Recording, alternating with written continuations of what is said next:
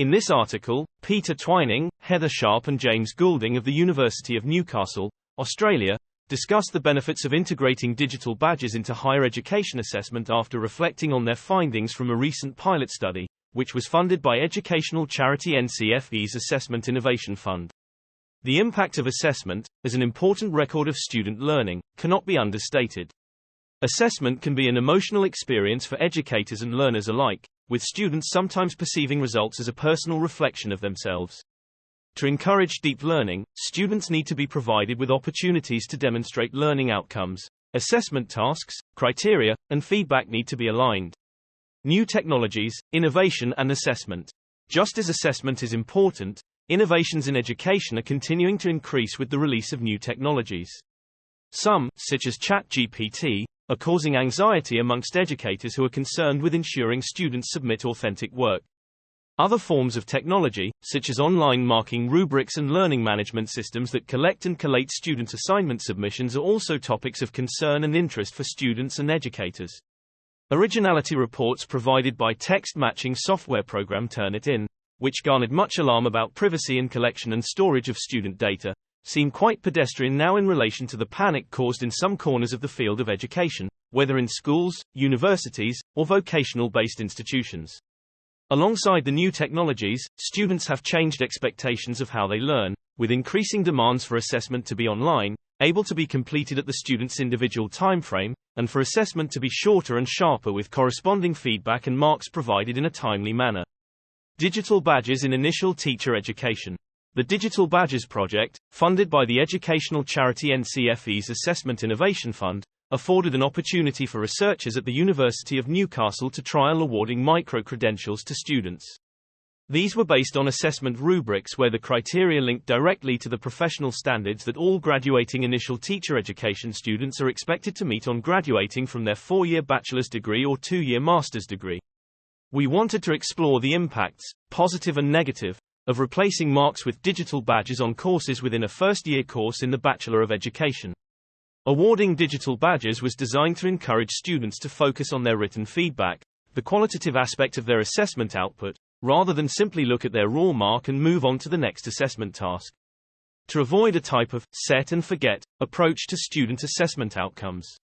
The project enabled us to combine effective assessment practices, linked to professional standards, with digital communication in the form of digital badges. Project design. Selecting a large, 850+ students, first-year course to undertake this experimental project was deliberate.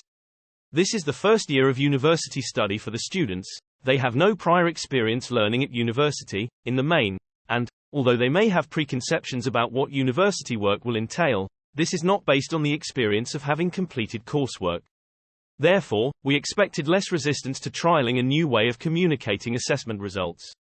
Our project design encouraged deep learning in students via the connection of digital badges to the assessment rubric, criteria sheet, which was linked directly to the Australian professional standards for teaching. Research participants, tutors and students, participated in a survey and optional interview. Key findings.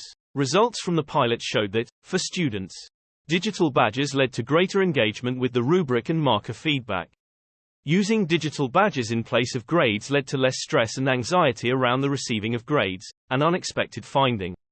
High-performing students generally liked the digital badges more as they were not stressed about marks for individual assignments.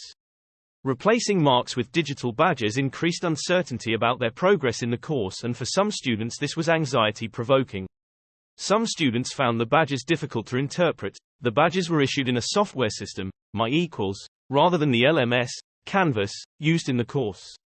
Results for participating staff found that the enhancement of rubrics to ensure that course outcomes were closely linked to the professional standards was well received.